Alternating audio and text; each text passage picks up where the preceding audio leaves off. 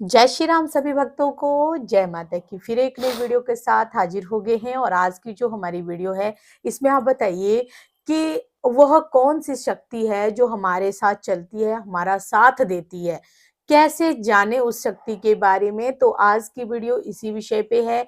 अगर आप भी शक्ति की पहचान करना चाहते हैं, तो हमारे साथ अंत तक बने रहिए, तभी आपको सारी वीडियो समझ में आती है। और अभी तक चैनल को सब्सक्राइब नहीं किया है या पहली बार आप देख रहे हैं, तो चैनल को जरूर सब्सक्राइब करके रखिए ताकि आने वाली हर एक वीडियो की नोटिफिकेशन आपके फोन में सबसे पहले ही पहुंच जाए। चलिए शुरू करते हैं आज की वीडियो। जय श्री राम। जय श्री राम, जय श्री बालाजी माँ, जय माता की।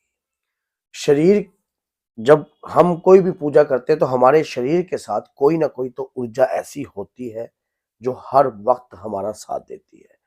शर्त यह है कि हमें उस ऊर्जा का अनुभव नहीं है, पहचान नहीं है। हम उस ऊर्जा को कैसे जान सकते हैं, हमें पता नहीं लगता। हम पूजा तो निरंतर करते हैं अपने इष्ट की, अपने आराध्य की, लेकिन वो ऊर्जा कब हमारे शरीर पे आ गई इस चीज का भी हमें पता नहीं है। और वो ऊर्जा कितने समय से हमारे साथ है, वो शक्ति कब से हमारे साथ चल रही है। और ऐसा भी होता है कि कौन सी ऐसी शक्ति होती है जो हमारा जिंदगी भर साथ दे सकती है। तो कुछ आज मैं ऐसी शक्तियों के बारे में आपको बताऊंगा कि जो आपकी रक्षा भी करती हैं और आपको भक्ति भाव जो आप करते हो वो शक्ति आपका कल्याण भी करती है। सबसे पहली बात तो देखो, सात्विक शक्तियां। अगर हम सात्विक इष्ट देव की पूजा करते हैं, जैसे कि हनुमान जी की, माँ दुर्गा की, तो ये शक्ति कभी भी अपने आप की शक्ति को महसूस नहीं कराती, इंडिकेटर देती है बस। जो भक्त लगातार इनकी पूजा करता है तो इनके सिम्टम्स ऐसे मिलने लग जाते हैं, जैसे कि ज्योति पर फूल बनना, तुम्हें सुगंध महसूस होना, तुम्हें ये लगना कि तुम्हारे साथ कोई ऐसी शक्ति चल रही है, महसूस करवाना। तो लेकिन प्रत्यक्ष रूप में कभी ये शक्ति इतनी जल्दी शीघ्रता से प्रकट नहीं होती है। और दूसरी बात यह है कि कुल की शक्ति, कुल की श्रेष्ठ शक्ति आपका साथ जीवन भर नहीं छोड़ेगी। क्यों नहीं छोड़ेंगी? क्योंकि कुल की श्रेष्ठ शक्ति इसलिए पावरफुल होती है क्योंकि आपके खानदान के अंदर उस शक्ति का गुणगान जो है पीढ़ी दर पीढ़ी, पीढ़ी दर पीढ़ी, पीढ़ी दर पीढ़ी, पीढ़ी दर पीढ़ी चलता जाता है, जिससे वो शक्ति एक ऊर्जावान हो जाती है। और आपके घर में वो लगातार उस शक्ति की कृपा जो है आपके बच्चों के साथ, आपके वंश के साथ, आपके परिवार के साथ चलती है। पितृशक्ति, अगर आपके मन में आपके आराध्य, आपके इष्ट, आपके बुजुर्गों के प्रति सम्मान रहा है हमेशा, तो कुल के श्रेष्ठ पितरों की, देव पितरों की शक्ति आपके साथ हमेशा रहती है। देव पितरों की शक्ति ऐसा होता है कि देव पितर जो होते हैं ये देवताओं के रूप में ही आते हैं, जैसे कि ऊत पितर, ये देवता के रूप में आते हैं। और सबसे बड़ी बात ये होती है कि जो आपके घर का बुजुर्ग है, जिसने तपस्या करी हुई है, माँ दुर्गा की तपस्या करी है, हनुमान जी महाराज की तपस्या करी है, अपने इष्ट आराध्य की तपस्या करी है, तो वो देव योनि के अंदर चले जाते हैं, देव श्रेष्ठ योनि में होते हैं। वो कुल की रक्षा करते हैं, कुल के ऊपर किसी भी प्रकार की विपत्ति ना आए, कुल के ऊपर किसी भी प्रकार की परेशानी ना आए। लेकिन वो जब तक आपकी रक्षा करते हैं जब तक आप मर्यादित होकर चलते हो।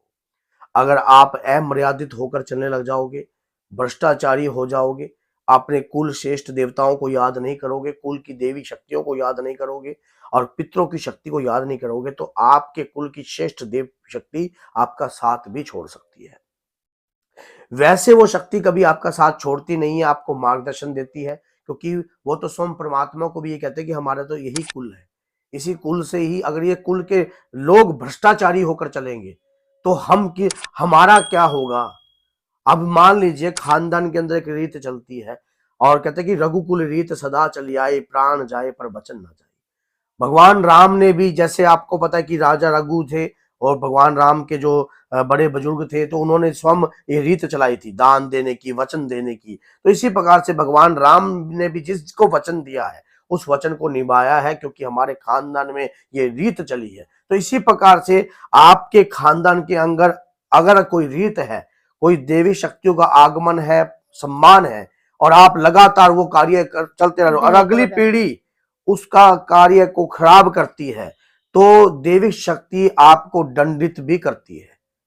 और दंड वो अनगिनत रूपों में होता है। फिर आप अचानक देखते हो कि मेरे साथ क्या हो गया, मुझे किसी ओझा सियाने के पास जाना चाहिए, मुझे किसी को अपने आप को दिखाना चाहिए कि मेरे साथ ये क्या हो रहा है, मैं एकदम बर्बाद हो गया हूँ, मेरा अच्छा कारोबार था, कहीं किसी ने कुछ कर तो नहीं दिया, किसी ने मेरे घर को तो खराब नहीं कर दिया। तो ऐसे माहौल जो है आपके अपने आप ही बनने लग जाते हैं।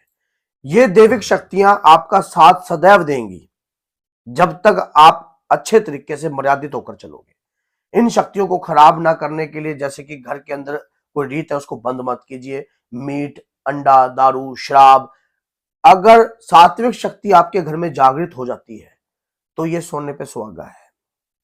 क्योंकि देखिए, माँ दुर्गा की शक्ति को जगाने के लिए बहुत से लोग प्रयास करते हैं। माँ दुर्गा की 10 शक्तियों को जगाने के लिए भी प्रयास करते हैं, 10 महाविद्याओं को।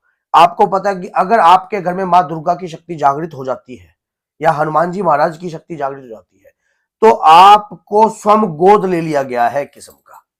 तो इसलिए आप उनका आभार कभी भी मान लो पूरा नहीं भूल कर दो मत। सकते। उनका ये एहसान है, उन शक्तियों की कृपा है, उन शक्तियों ने आपको चुना है। अब ये दीपक की बाती में फूल बनना, आपको घर में सुगंध आना, आपको घर के अंदर महसूस होना कि कोई शक्ति आपके साथ विचर रही है, कोई शक्ति आपके साथ चल रही है, आपको ये चीज लगना, तो ये आपके, अगर आप मर्यादित रहोगे तो वो हमेशा आपका साथ देगी।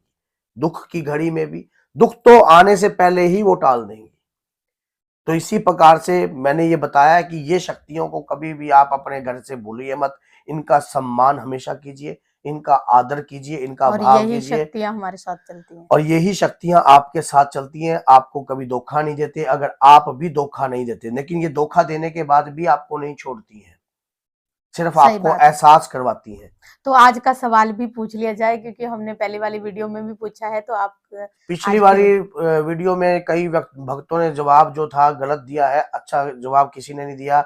एक भक्त ने कहा कि भगवान शिव ने श्राप दिया था। भगवान शिव ने श्राप दिया था काग भसुंडी जी को, लेकिन कौवा बनने के लिए नहीं दिया था, अनगिनत योनियों में जाने के लिए दिया था। लोमश ऋषि ने जो है श्राप दिया था कौवा बनने के लिए। तो इसलिए ये सवाल आपसे काग के रूप इससे में काग कि आप तुरंत काग जैसा कार्य कर रहे हो, तुरंत आप कौवा हो जाओ, तुरंत काग हो जाओ। तो ये लोमश ऋषि जो थे, वो जो काग भसुंडी जी थे, स्वयं उनके पास गए थे और श्री हरि की कृपा उन्होंने इसी शरीर में धारण की। तो आज तक माना जाता है कि वो अजर अमर है काग भसुंडी जी, और आज तक कभी भी उन्होंने अपना शरीर का त्याग नहीं किया है। लोमश ऋषि को बाद में पश्चाताप भी हुआ उन्होंने, क्योंकि भगवान की माया थी। भगवान ने स्वयं वो एक शराब के रूप में उनका नाम समाज में एक नाम रोशन करने के लिए, भक्त का नाम भक्त का। रोशन करने के लिए ये कार्य किया था। तो लोमश आज का सवाल भी पूछ लिया जाए।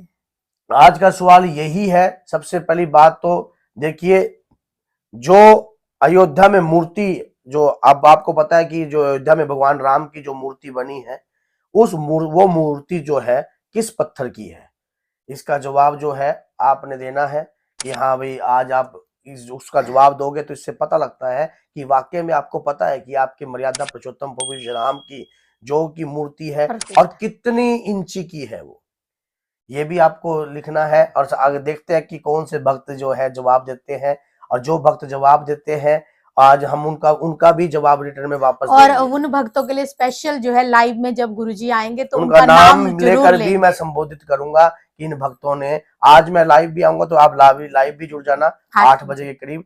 तो बोलिए जय सीताराम, जय श्री बालाजी, जय माता।